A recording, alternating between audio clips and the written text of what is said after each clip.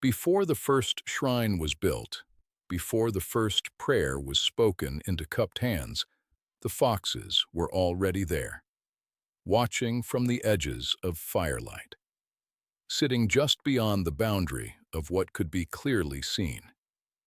In the old forests of Japan, those dense, mist-threaded places where cedar roots grip black earth and silence has a texture, something moved that was not quite animal.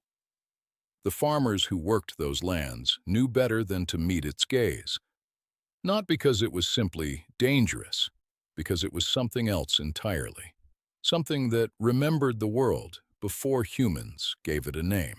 The mythology of the Kitsune did not spring fully formed from Japanese soil.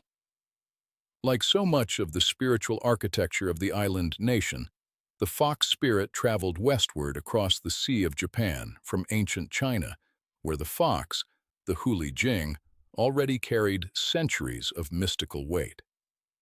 But Japan did not merely borrow the idea.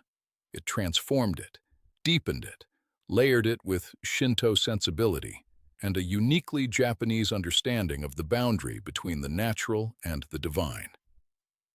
By the Nara period, the 8th century of the Common Era, the Kitsune had become something entirely its own, a creature woven from Chinese inheritance and Japanese revelation. A kitsune is not born powerful. It earns its power through the slow accumulation of years, of knowledge, of experience that most creatures, human or animal, will never possess. For every century a fox survives, it grows wiser. And with that wisdom comes a tale. A young kitsune carries one. An ancient, terrifying spirit of centuries uncounted carries 9. A blazing corona of white or golden fur that marks it as something approaching the divine itself. The 9-tailed fox, the Kyubi no Kitsune, exists at the very threshold between the mortal world and the realm of the gods. To encounter one was not merely an event, it was a reckoning. Japanese tradition was rarely content with the simple binary of good and evil.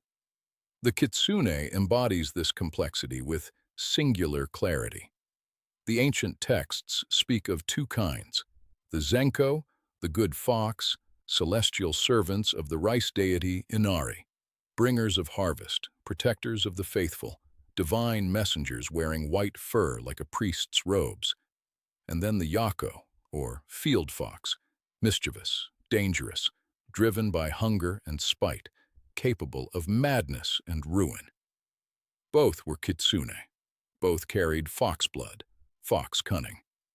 What divided them was not species, but intention, a distinction the ancient Japanese understood to be the most important division in all of existence. At the heart of kitsune mythology stands a deity. Inari Okami, the god, or goddess, for Inari defies singular gender, of rice, fertility, industry, and worldly success. Across the length of Japan, more than 30,000 shrines honor Inari's name, making it one of the most widely venerated forces in the entire Shinto tradition. And at every one of those shrines, flanking the sacred path, sit the foxes. Stone guardians, white and silent, watching all who enter. These are the kitsune in their most elevated form, not wild spirits of the field, but divine functionaries, carrying prayers between the human world and the realm of the gods, like supernatural postal couriers of the soul. Of all the powers attributed to the kitsune, none captured the human imagination quite like its ability to wear a human face. Shape-shifting, the act of becoming something else entirely, was not merely a trick in the fox spirit's arsenal. It was the very expression of its nature, its most intimate truth. A kitsune of sufficient age and power could become a beautiful woman, a learned monk, a nobleman, a child. It could sustain the illusion for years, decades even. The body would be warm. The voice would carry laughter. The eyes would hold tears. Only in certain moments, reflected in still water, caught in a mirror, glimpsed at the edge of sleep, would the tale betray what the face concealed. Among the most enduring of all Kitsune tales is the story of Kuzunoha, a fox who fell, if that word can hold the weight of what she felt, into something resembling love.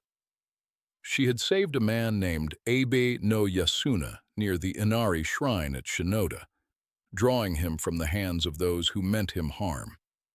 In gratitude, in proximity, in the strange alchemy of lives pressed close, she became his wife.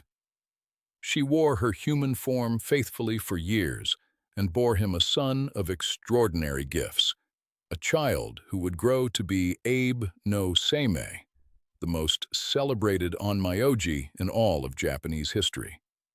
But the fox cannot hide forever. The tale remembers what the mind forgets. The moment of revelation in the Kuzunoha legend is achingly quiet. No thunderclap, no horror. Only a woman who knows her time has come, kneeling before a paper screen in her own home, brushing farewell onto the surface in a poem that would be remembered for centuries.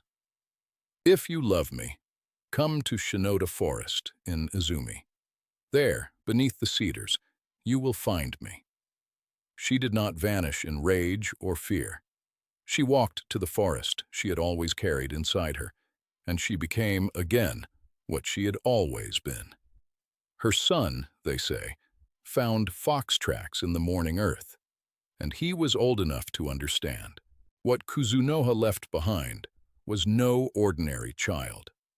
Abe no Seimei, born of a human father and a fox mother, carrying in his blood the twin inheritances of earth and something beyond it, would become the most powerful onmyoji, the most feared and revered diviner in the history of the Heian court.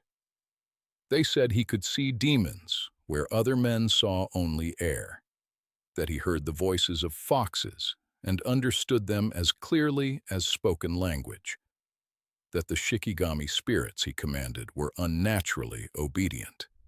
He lived, by most accounts, to the age of 85. In a court defined by beauty, ritual, and terror, he was the man who stood between the imperial family and everything that came for them in the dark. Not all of the Kitsune's powers were drawn from human form and human deception. The fox carried within it a light, the kitsunebi, the foxfire, a cold luminescence that had no natural source and obeyed no natural law. Travelers on dark roads through the mountains of feudal Japan reported globes of light drifting at the forest edge. Fishermen on still lakes saw them hovering above the water. Farmers woke before dawn to see the hills alive with moving cold flame. Modern minds reach for marsh gas and bioluminescence, but the people who lived their entire lives in those landscapes knew what they were seeing. The foxes were gathering. Something was being decided, and no wise person in old Japan walked toward that light uninvited. There is a Japanese meteorological phenomenon known as Kitsune no Yomeri, the fox's wedding. It occurs when rain falls from a sky that holds both clouds and sunshine simultaneously, that strange and beautiful contradiction of water and light existing at once. The old people would watch the sun shower and whisper it quietly, this phrase, because somewhere just beyond the visible world, a fox procession was moving through the forest. Lanterns, silk, the soft sound of a drum, all the ceremony of human marriage translated into that liminal weather, that moment when the world cannot decide between weeping and shining. Some said that if you witnessed the procession directly, the fox bride would curse you for the intrusion. Others said it was the luckiest sight in all the world.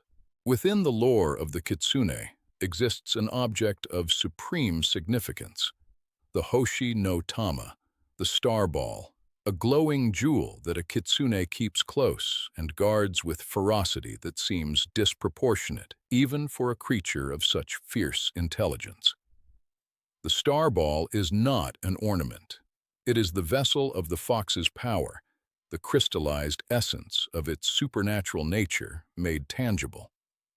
Some accounts say it holds a fragment of moonlight, others that it contains the soul.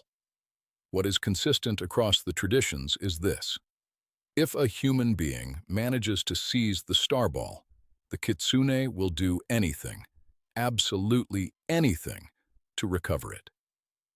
In that moment of vulnerability, the most powerful of fox spirits becomes something almost resembling the desperate and the mortal. Not all encounters with kitsune ended in wonder. The yako, the wild, malevolent foxes of the fields, were feared for a particular and terrible power: kitsunetsuki, fox possession. Across the centuries of Japanese medical and spiritual record, hundreds of documented cases describe individuals, predominantly young women, who displayed sudden, violent changes in behavior, who ate raw food and howled at night, who claimed to smell foxes that weren't there, who ran into the mountains and would not return. The onmyoji would be called. Priests would perform exorcism rites. Some recovered, some did not. The possession was not merely a metaphor for what we might today call mental illness. For the people who witnessed it, who documented it in medical texts and temple records, it was completely, terrifyingly real. Not every kitsune tale ends in horror. The fox spirit is, before and beneath everything else, a trickster, and the Japanese tradition has always held a complex, even affectionate relationship with those who make fools of the proud. The old stories delight in kitsune, who humiliate corrupt officials, lead greedy merchants into swamps, and return empty-handed those who go into the forest with theft in their hearts. There is a particular pleasure in these stories that the Japanese storytelling tradition has always understood: that cleverness deployed against arrogance is a form of justice. The kitsune was nature's great equalizer, and the farmers who had no power over the lords who taxed them laughed freely at tales where the fox made those lords eat dirt. If there exists a single kitsune story that encompasses the full, terrible scope of what the fox spirit could be at its most dangerous, it is the legend of Tamamo no Mae. In the court of Emperor Toba in the 12th century, there appeared a court lady of such extraordinary beauty and learning that she seemed to outshine every other person at the imperial court. She knew poetry, astronomy, music, medicine, philosophy. She knew everything. She was called Tamamo no Mae, jewel pondweed, and the emperor fell into a devotion that bordered on obsession. Then he began to grow ill, slowly, inexplicably, and an onmyoji, reading the signs in the heavens and the shadows in the emperor's quarters, named what sat at the heart of the court. When the onmyoji Abe no Yasuchika performed his divination and named Tamamo no Mae as the source of the emperor's decline, the court was thrown into the chaos of revelation. A great ritual was ordered, a ceremony designed to expose what wore the face of a court lady. Under the light of the ceremony's fire, with sacred sutras filling the air like smoke, the disguise failed. For one terrible, blazing moment, the court saw what had been dining with them, advising them, sleeping near their emperor, a nine-tailed fox of impossible age and power. And then it fled, north, across the Nasu Moor, pursued by the finest warriors in the empire. What followed was not merely a hunt. It was a reckoning between the human world and something that had almost devoured it from the inside. They ran her down on the Nasu Moor. Two of the greatest generals of the age, Kazusanosuke and Miuranosuke, finally cornered the nine-tailed fox in the open grasslands of what is now Tochigi Prefecture. The arrows flew, and the fox spirit that had outlived empires and worn the faces of empresses finally fell to earth.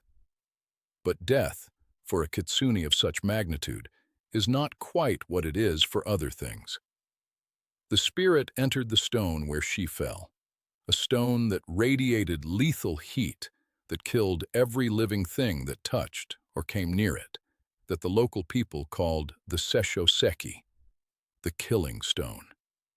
For 7 centuries, it sat on the Nasu Moor. Pilgrims came to observe it. Monks came to exorcise it. The stone endured. In the spring of 2022, the killing stone of Nasu cracked, split cleanly in two along a fault that had waited 700 years for its moment. The news traveled, not merely through local channels but across the world, carried on the anxiety of those who understand, on some level older than reason, what stones like that are for and what it means when they no longer hold. The Japanese news framed it carefully. The rope that had bound it had rotted, perhaps. Frost and time had done their work. These are sensible explanations, and they are probably true. And yet, the people of Nasu Moor did not rush to pick up the pieces. They stood at a respectful distance.